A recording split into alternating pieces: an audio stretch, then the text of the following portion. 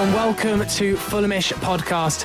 My name is Sammy James. Joining me on the podcast this week is Farrell Monk, Dom Betts and Jack Collins, as finally Fulhamish podcast can talk about a victory.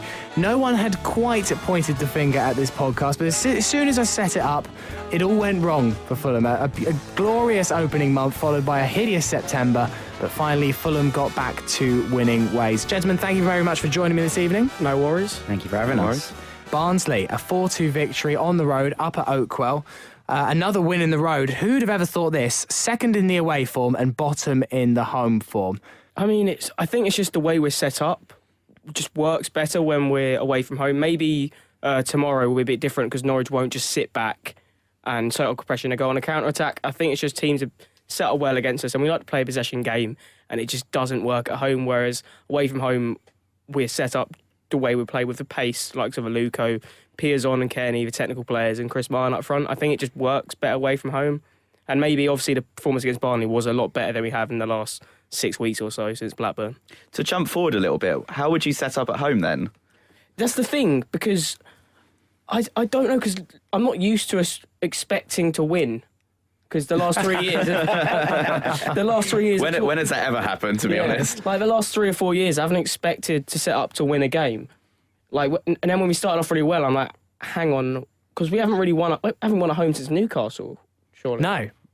Middlesbrough in the cup. Yeah. That all-important one. That famous victory. Huge. It felt good at the time. Yeah, it was a great day. Yeah, great day out. Because I said if they scored a second, I was just going to go back to the pub. So thankfully I stayed and watched LVC's winner. Exactly. True. But it was one of those days on Saturday where suddenly everything seemed to click. I'm not defending Fulham's performances during October. There was some pretty hideous performances and individual performances and team performances. But we had mentioned quite a few times on this podcast, we're not clicking, something's not going right. One team will come along and we will manage to get it together. It seems like Saturday was that day. See, it just seemed for once we were actually taking our chances. I've seen some other games where we perhaps a draw was a fair result or, we were, fair value for a loss. But on Saturday, it seems like out of those 4 goals, we could have had maybe 1 or 2 more on top of that. I'm not entirely sure, but we were actually taking our chances for a change. When, going back to before the international break, when against QPR, we had a plethora of chances golden chances that we just couldn't put away. Well, 25 shots. 2 open goals, 2 penalties. Yeah. Hit the woodwork. Yeah. It was a crazy game. So we deserved some luck eventually, didn't we? Yeah, I get PTSD talking about the QPR game. So, but yeah, no, it seemed like everything sort of fell into place. And Johansson, the key, the click. I'm telling you, I've been saying this from the start. I thought those words would never occur. What, Johansson, the key? Yeah. I was definitely guilty when I saw him at the first game, and I was like, what does he bring to the team? I have absolutely no idea, and now I'm eating my words, definitely. The man can spray a pass. That much is for certain. Well, 4 new signings on the score sheet as well, which has got to hopefully give us confidence. Because do you think confidence has been a big problem for us in those games in September where we weren't managing to find the net very easily? Well, once a striker goes a game or two where he's had a few chances that he hasn't put away, it's going to affect you, and that can transport to the whole team as well. Because maybe a midfielder thinks that I'm not going to play it up to the striker, he's going to miss it, and then he'll try and do too much and then lose it, and then his confidence goes, and then the confidence just loses right throughout the team.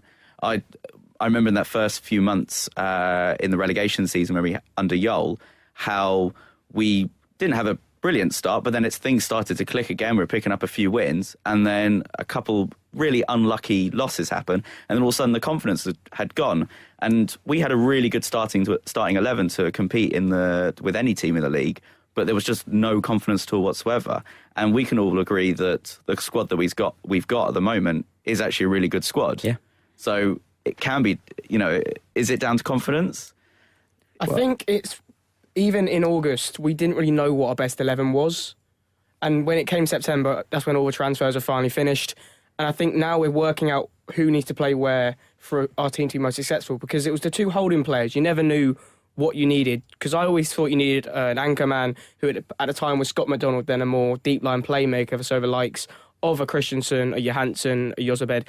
even Parker to an extent, because I know he's a holder mid, but he's definitely the more creative one out of him and Scott McDonald when we're playing them two. But Kevin. Big Kev.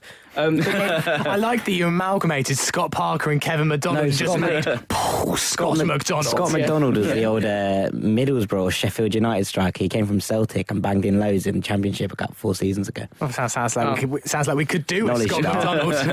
I'm not going to fact check that. I believe you. Sorry, carry on. Yeah, so I think we finally sorted out what sort of players we need in those two holding positions. And then, I mean, it hasn't been mentioned about from Saturday, but I thought after Malone, who obviously got a goal and 2 assists, I thought Aluko was brilliant. Personally, he did all we need him to do because he's not quite a striker and he's not quite a number 10. He's sort of in between, I guess, false 9, which I hate that word. He was really, really good against, I think it was QPR, when and the game before that, was that Blackburn? No, Blackburn was the end of August, so before QPR. Not Blackburn. Bristol City. Bristol City was the... Bristol City games and Burton. Maybe it was Forest, but whichever one it was, he was playing so close to Chris Martin and the game before that, Matt Smith, that he was brilliant. He was able to come short and then just do a little flick and do little 1-2s here and there. And he was opening them up so much. But then in the second half, he sort of dropped a bit deeper and was a bit further away. And for some reason, he kind of lost that kind of confidence to be able to just literally either pick up 1 and 2 touch passes. That time he was picking it up, turning around, and his nearest person to him was a good 20 yards away, and he doesn't seem to be that player that's going to thread a ball through, or he's more sort of like those little tiny 5-yard passes as opposed to 20, 30-yard passes or taking lots of players on. And obviously, when you have the likes of Piers on and Kearney, which looks like what we're going to be going for at the moment, either side of him, he's the more, like say direct player out of the three who's going to run at the defence, where Kearney and Piers on obviously better technically, but haven't got maybe got the pace of Aluko. That's what I think. One thing he's offered our attack we haven't had for a while, which is a bit of direct pace. Yeah, straight through the middle. I think also he obviously had a point to prove this game. I don't know if anyone saw his Instagram post afterwards. But there's a picture. It was one of those split down the middle ones, and the first one was him on his knees after the penalty at QPR, and the second one was him in the air celebrating the second goal. And it was like, what a difference a break makes. That one of the all these things thank you Jesus, etc. But it was nice to see etc. It was nice to see him, someone that come out and be like, look, I messed up.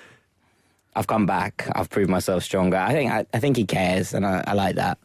Yeah. I think that the reaction to what happened on Saturday and the reaction that everyone sort of came through and looked like they were enjoying it again might be the key, and just to, get that to click. And once it starts clicking, I don't know if it's going to stop. Well, hopefully, but in our last podcast after the QPR game, it was a very despondent place in here, and we were wondering how and why. How can we fix this attacking crisis? We can't score goals. I don't think any of us mentioned Scott Malone as a potential answer to all our problems, but 2 direct assists. He was involved in the other goal, and he meant that. Definitely. I described it. He saw the keeper off his line, didn't he? Yeah, he definitely looked up before he was about to cross, and when you actually see the ball travel across, the where he was aiming to, there was no player within 10 yards of where the cross was going to land anyway, so he was definitely aiming for it. I really hope it wasn't just a terrible cross, but it was Dempsey-esque, let's put it that way. Yeah, well, I didn't see him hit the cross. I was just coming back from obviously under the stand, and I just turned back and I just see this ball just float into the top corner. I was like, oh, we scored, have we? Pint everywhere. No idea who's hit it. I just see a ball float in the back of the net. I was like, oh, we're winning somehow. Great, because I missed the 2-1 and the 2-2, because I nearly missed the 1-1 actually. How much football did you see? I was going hot because I was just getting annoyed because we were pretty poor in the first half, and then I'm halfway down the stairs, and then we scored. And I was like, oh, great, I might stay for a bit longer. Then I was like, no, I'm just going to go down and have a drink. And then I hear, oh, they've gone 2-1, and then 2-2 within 2 or 3 minutes. Was it straight from the kick? It was straight from the kickoff, I believe. Don't ask me. I didn't see it. I watched it. They didn't touch the ball. Yeah, in between them scoring the second, which was a well taken goal. Yeah, it was a good finish from Barnsley. Yeah. Does that mean they owe the whole Fulham team a Subway? Isn't that the rules? You score straight from kickoff. Unless they shout at Subway. I mean, rules be rules. What is that? Sorry, it's just a FIFA rule. Yeah, the FIFA If you score straight from kickoff without your opposing player touching the ball, they have to buy you a Subway. Yeah, but Our rule is you have Farrell to, and I don't know, like, you have to shout Subway while you still have the ball running through the whole team. It's only happened to me. So what? twice. So why? Like, what happens if you shout Subway and you don't score? Do you have to do a forfeit? No. No. Ah, well. That's Oh, what maybe otherwise, you should people are change just going to be shouting Subway all over the show. I was going to say, I'd just shout Subway every time if I knew this rule. If I was hungry, I'd just score an own goal and then sort of try and get myself a free Subway. Yeah, well, that's a rule. So all the Okay, Barnsley well- players probably have to buy. Let's find out if the Barnsley Sonia team bought Luque. Fulham. Yeah, let's tweet the club. See how they respond. Was it the one at bottom, Putney High Street, or the one at the top? You know, Also, are we talking 6-inch or are we talking like footlong here? we do footlongs. I'll go footlongs, yeah. None of his 6-inch business. Yeah. Meatball marinara?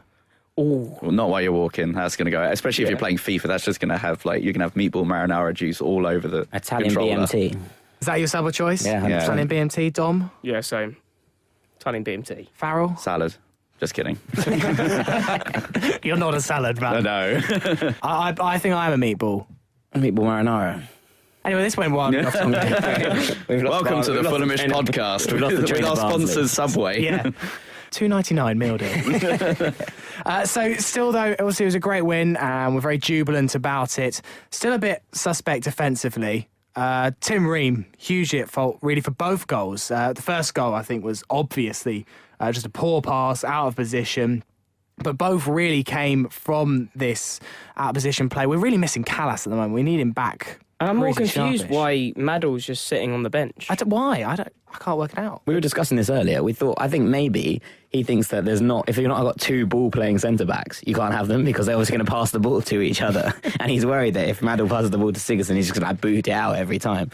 So I reckon he's playing two solid centre-backs as opposed to a ball player and a solid man. It was also nice to see Fredericks back on the bench. Yeah, real nice. Yes. Well, welcome back, Ryan, if you're listening. He makes such a difference, though, when he comes on. And especially if he comes off the bench. And, I mean, he's got to be a better option than Dennis Adoy. I mean, despite... He's living off that back flick. Still. I'd be living off that back foot Yeah. for years, so I don't blame him.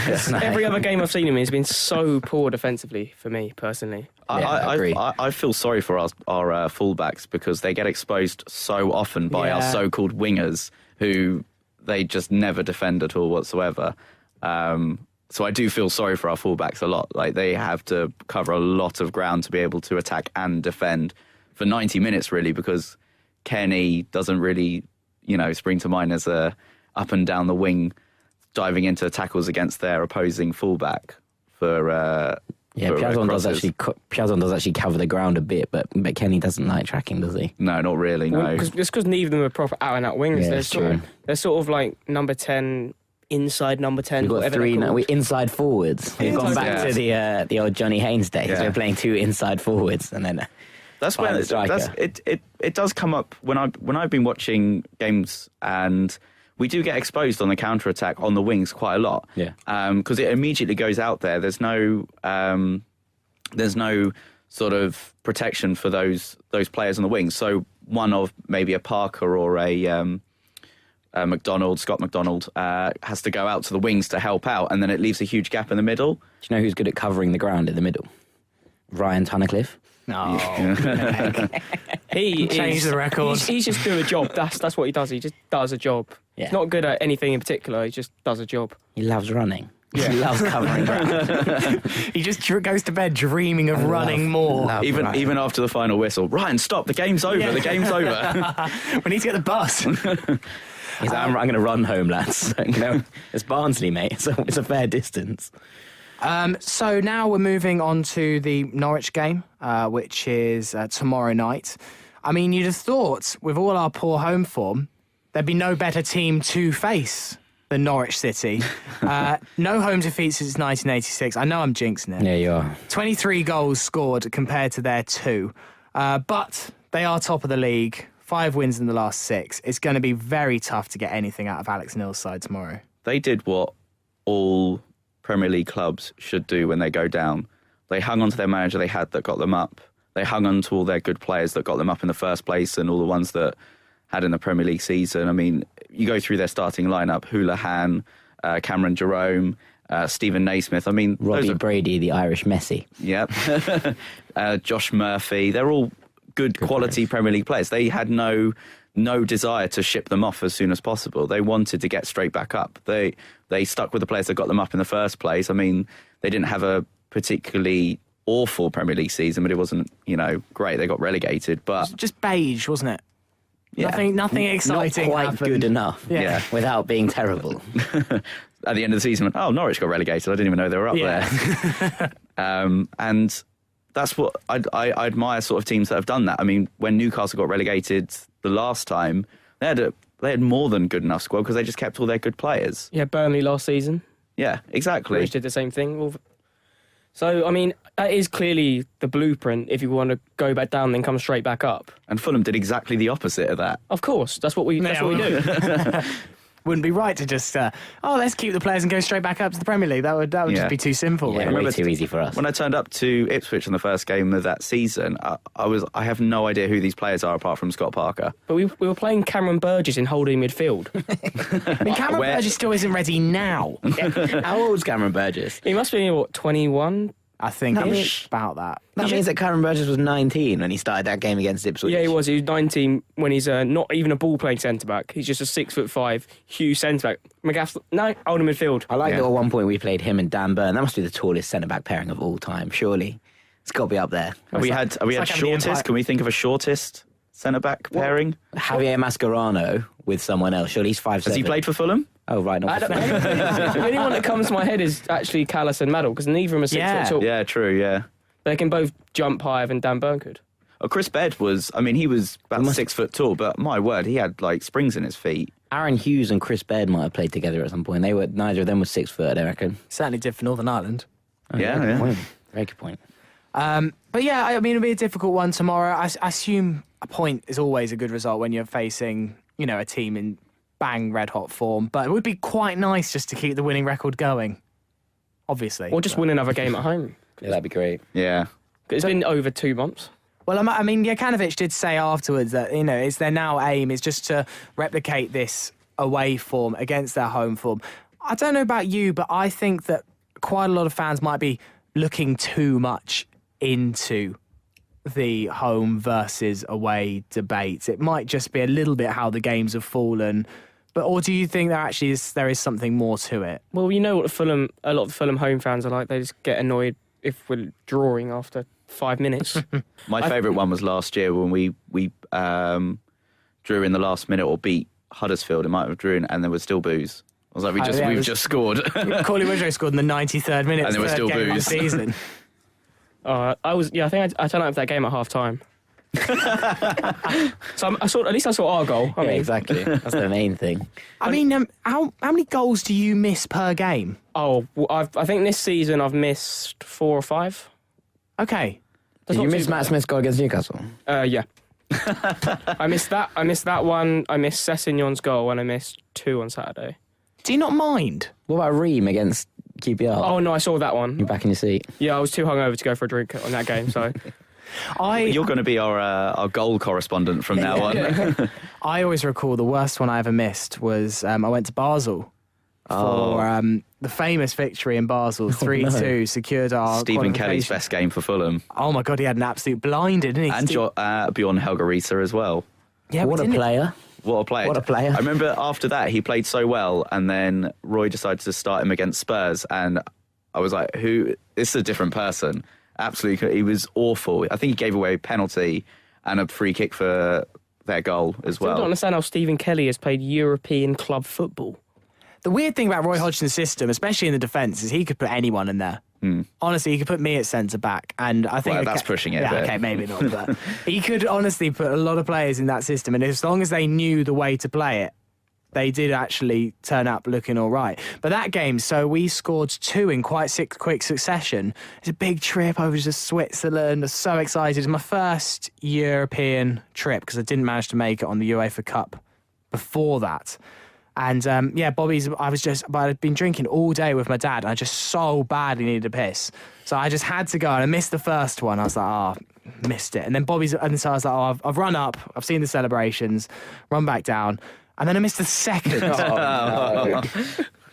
Missed 2 out of the 3 goals. That's desperate. And towards the end, when we really needed a fourth to wrap it up, my dad was just going, can you just can you just pop off for 5 seconds? Might just help us along. Have you missed any? I haven't, but it reminds me of I probably have, but it reminds me of a story. We went to the FA Cup quarter-final away at West Brom, and my younger brother was, throughout the whole first half, just kept on going, "Oh, my dad, I'm hungry, go get me some food." He was quite young at the time, to be fair to him. "I'm hungry, get me some food. And finally, about 2 or 3 minutes before half-time, my dad goes, "Fine, I'm going, I'll get some people something." So he goes down, and then Steve Marley scores a header, and then you can see him walking up the stairs with a miserable face on, holding up all these hot dogs and cokes and whatnot, because he's travelled all the way out there and can miss the only goal of the game. It's weird when you're like upset for us to score. It's like this weird reverse feeling. You're like, please don't score, I'm not here. I missed McCormack's goal of the season against Bristol City last year because I was literally late, and I wasn't even in the pub. I literally just decided to come to the game. Wasn't meant to be going. Decided to come to the game about 2:00, and then so I bailed out of bed, like ran. I literally ran to stadium, and my brother was waiting outside with the ticket, and he missed it as well. Livid, furious. And then you watched 85 minutes of possibly the worst. And then Lee Tomlin match. scored. And then Lee Tomlin scored a 93rd minute winner. Oh. That was probably one of my most heartbreaking moments. But I was pretty sure we were relegated at that point. I was like, we're going down. Yeah, like, it's over.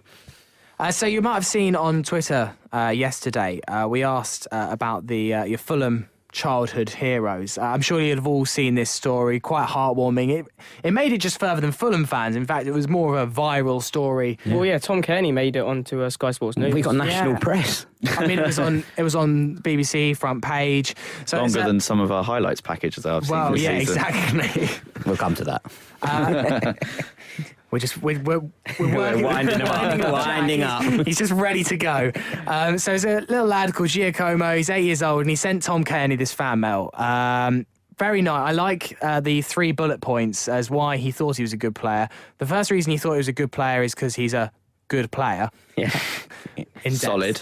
And because he once tried a bicycle kick. I mean, I've tried a bicycle kick. There's nothing special trying it. I've tried a bicycle. Yeah. Is it when you Diamanti Kamara into the top corner, that's when you nail a bicycle kick.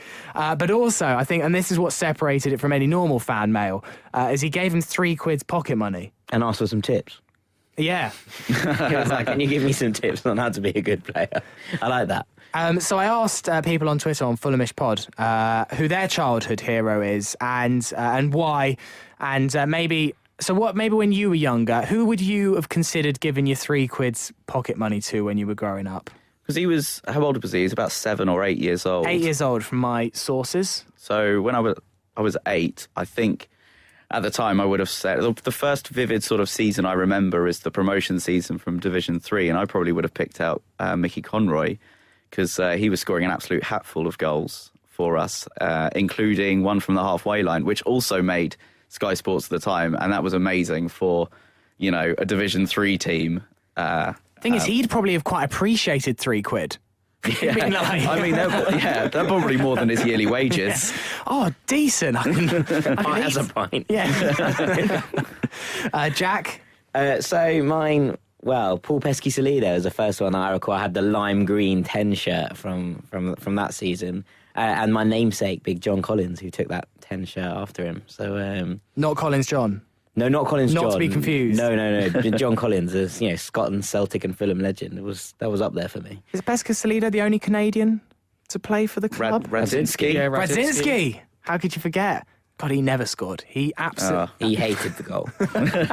He was goals. You look at some of the old highlights packages. He was involved in a lot of goals. He was what a signing by Chris Coleman at the time. Like, everyone was kind of a bit, he's going to come in and score some goals, and he wasn't best liked by Everton fans because he told Wayne Rooney that he should leave very, very publicly. That's not a good thing to do. Found out, all right. Yeah, for him.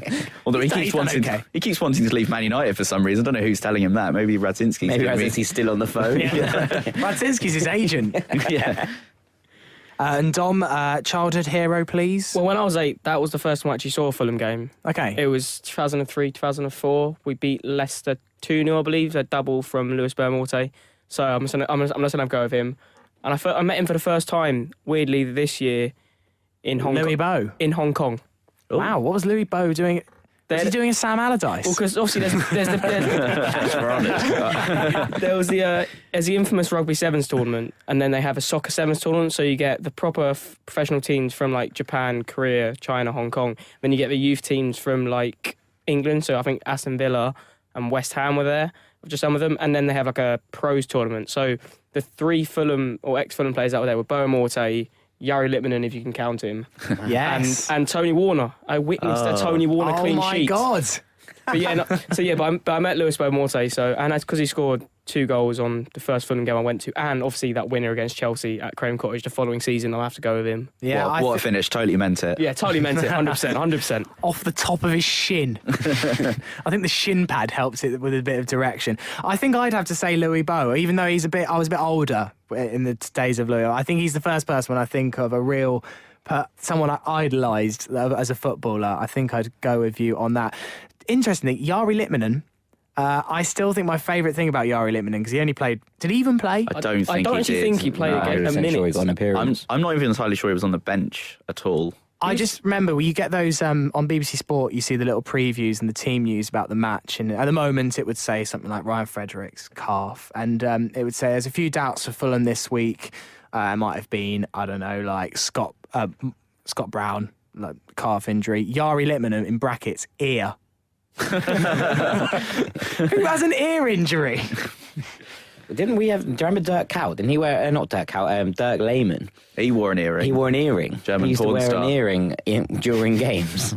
That was it. That was not done. Mal Bronk's got to be up there. Childhood hero. Yeah. I switched my shirt number from 10 to 4 for Mal Bronk. Yeah, Wow. exactly the same. Exactly the same. The last Fulham shirt I bought myself that had a name on the back was Mal Bronk. Oh. A few ones we got in from Twitter, and I mean, it was a great... so many people got involved in this on Twitter. I have got nowhere near enough time to read them all, but thank you for getting involved. And if you want to get involved on Twitter, it's at Fulhamish Pod. Give us a follow. We're not far off 1,000. We're getting there. That'd be nice. That would be nice. Within a couple of months. Kevin Park said Captain Simon Morgan had a poster in my room. Big. Scored a few important goals for us in the darker days. He was a great captain. Yeah. Captain, leader, legend, to borrow a phrase from that rabble down the road. There's something about Morgans. Morgans make good captains. I'm thinking Leicester. Oh, right. I was thinking Owen Morgan for England. I was a bit confused. I was like, he's just not gone on a tour of Bangladesh. I thought you were talking about rum. Oh, yeah, well... It comes in handy as well, but not necessarily a centre-back in an important game. Philip Cahill, but Brooke Bride for me, not the fastest, didn't have the skill. All right, it sounds like he's... He haven't sold it very well. But knew where the ball belonged, back of the net. George says, had to be Chris, Captain Cookie Coleman was such a massive signing back then, and I was heartbroken when he had to retire. He was a huge signing. Yeah, massive. I mean... Did he come straight from the Premier League? From Blackburn. Was it from Blackburn? I believe so. I might be wrong there. No. It was big money at the time. It was like £2 million. Record signing for the third tier. Even nowadays, I think because it was in the millions, wasn't it? You don't see many League One signings at that price, and this was in those days. A couple of others here, quick mention. Tom's on the same page as Jack, Pescasolido and Sean Davis. Love the latter because he was at the same height as me. That dance is literally the best thing ever. Doesn't work on radio, but I did try and recreate it just now. I can confirm to everyone it was truly awful. Yeah. We'll video that later, Sammy. And finally, from Brian Day, Jerry Payton, world-class keeper playing for a tin pot outfit. He deserved better. Well, for old Jerry. Thank you very much, Brian. And finally, I think important to mention, it's been a controversial topic in the past couple of days, and we're just getting Jack ready. Wind me up. He's in the corner. He's got Dom's his trainer. He's just giving him some tips of how to go here. It is the Fulham FC TV, and contentious issue, and if you're not fully clued up, and I feel like you must have been living under a rock, but now you kind of got to pay for lots of the commentaries and any kind of video content within the club. For me, and obviously I'm a bit biased, I know quite a lot because I used to work for the club up to last season, a lot of stick has been given at the club. I'm not saying they dealt with it perfectly, maybe saying delighted to be charging you, maybe wasn't the best choice of words ever written. But really, this is a Football League thing, isn't it? And Jack, you can bring up the stats. I'll let you go. I love stats. Yeah, it's a bit of an odd one. The Football League have basically decided that they're going to charge everyone for not using the service. So they've set up this HD player thing. And currently, 67 of the 72 English Football League clubs are using the service. The interesting one is Accrington Stanley, who don't have... Good, thank you, Sammy. Who don't have any media. I was looking at their website, I was like, well, where's the media? And they've just decided not to get fined and not to use the service. So they've just completely gone blank and they just do text commentaries now. Right. So electricity hasn't reached that part of Accrington yet. It is fully like Football Manager. There's a little description on the side with like the team, and then it comes up with like words and things. It's interesting. The other ones are Leeds, Aston Villa, and Newcastle. Well, Leeds has their own radio station on digital radio. Yeah, well, Wow. Leeds, Villa, and Newcastle are the only ones. They run their own ones. They run their own systems, and Fulham were the 72nd as such. So the Leeds one costs £5 a month. Villa TV is £4 a month. Although if you're a season ticket holder, you get Villa TV for free. Oh, and that's been quite contentious amongst an odd one. A lot of season ticket holders, is that it should be something free. But do you not think that this is negative? Why do the Football League? This is a league that's difficult to follow at the end of the day. Given the riches and the widespread coverage of the Premier League, you consider how big some of the clubs are in this league. You've got Newcastle, Villa, Wolves, Birmingham, Nottingham Forest, ourselves. I hate to admit it. Aston Villa. Bigger average attendance than Serie A. Yeah. And yet... That's a great fact. I love that. Thank you. and yet so difficult to follow, even if you're willing to pay. I mean, for most clubs, it's the same price as Netflix. There's going to be people going around going like, oh, to these girls, like, do you want to come around for a bit of Fulham FC and chill? That could be our new slogan, Fulham FC TV and chill. What's that, just playing Gentleman Jim in the background? But, I mean, the coverage in this league is pretty poor, and I think none more summed up than Channel 5's offering on a Saturday We were like night. second or third last game. Yeah, bizarre. Think it was only Burton Wigan, I think that was after us, because that was 0-0. Yeah. You'd think 6 goals and a red card. I think they just draw it out of a hat. That'd be first on Match of the Day. And we were never first on Match of the Day. The weirdest thing was every week in Hong Kong, you could watch a 3 p.m. championship game on live TV. I think the championship was on Now Sports. And I was like, who in Hong Kong is going to want to watch Derby versus Fulham at 10 p.m. in the afternoon or 11 p.m. in the afternoon, depending if you're in the summer or the winter?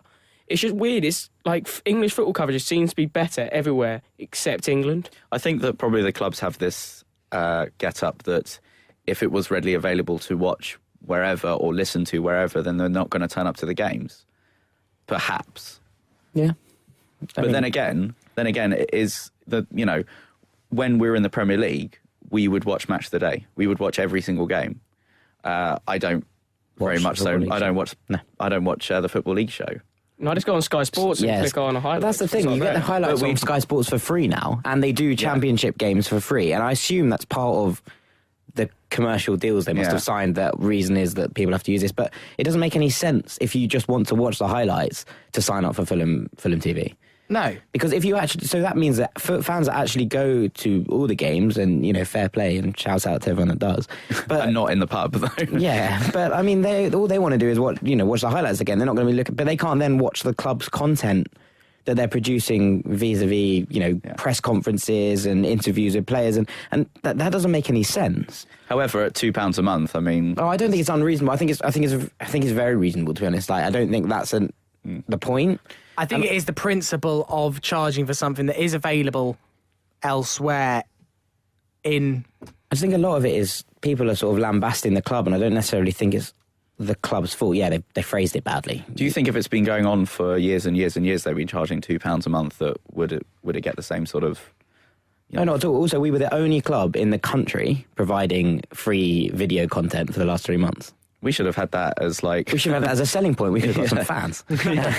But no, it's like, that's a fact. Like, with only Football League clubs, the Premier League, some of the Premier League clubs offer it. I think Everton and Liverpool do theirs for free and all that kind of thing. But Haven't they got their own channels though? Yeah, but I don't know what's going on. But I mean, as a football league club, we're the only ones offering it, and so then when that goes away, I think that obviously people are going to react badly and be like, but I don't think the whole, furore and sort of like tirades being released at the club are necessarily justified. But I think the furore should be at the Football League for making things. Yeah, I can understand live TV streaming is an expensive game, is a complicated game, and there's not just the logistics of getting cameras to clubs to think about. It's the fact of it would affect attendances up and down the country if you could watch the Premier League, any Premier League game at 3:00. There's no doubt that teams in in League Two, Conference and lower would be affected if you could just watch Man United.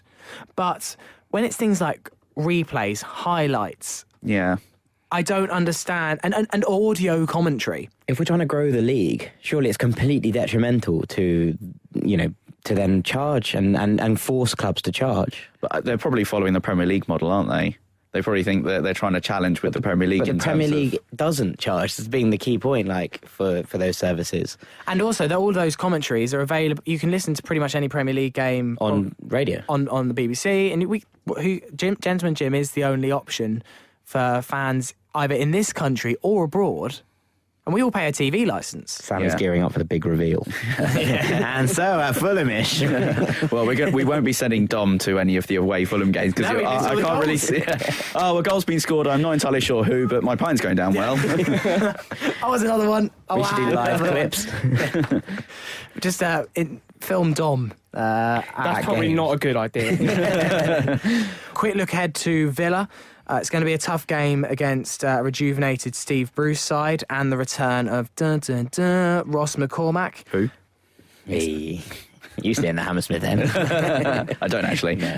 But it should be another good away trip. It would be nice to continue the winning run. It's a shame, though, we have seemed to have caught them just as they might have got a bit of a new manager. They weren't very good on Sunday. No, I was reading up about it before, and apparently Wolves should have run away with it. Wolves should have run away with it. Yeah. They had 3 penalties or 2 penalties denied and 1 given. It was a bit an odd one. But also, they don't let McCormack take penalties. How rich is that? Who's it? Codger who takes them, isn't Codger it? takes them. I was like, ooh, I wouldn't be doing that. I'd give the ball to Ross if that was me. Definitely. Can Ross take ours just because? Yeah, exactly. Can we borrow him if we get one? Like American football, where you get a kicker in just on the pitch. If we've got a penalty, Ross, just come back and take one for us. Anyway, thank you very much, chaps, for joining us on the podcast this evening. We'll be back next Monday after the Villa game, offering, as ever, a bit of a sideways look at everything to do with Fulham FC. We just set up a Facebook page, and it's a little bit lonely at the moment. But all our mums like it, and some extended family. But it's only got 70 likes. So it would be nice maybe to notch that up a bit. If you have Facebook, and quite frankly, who doesn't, just type in Fulhamish into your Facebook search and give us a like, and it would be much appreciated. But anyway, we'll be back next week. I'll see you guys later. See you later. Bye.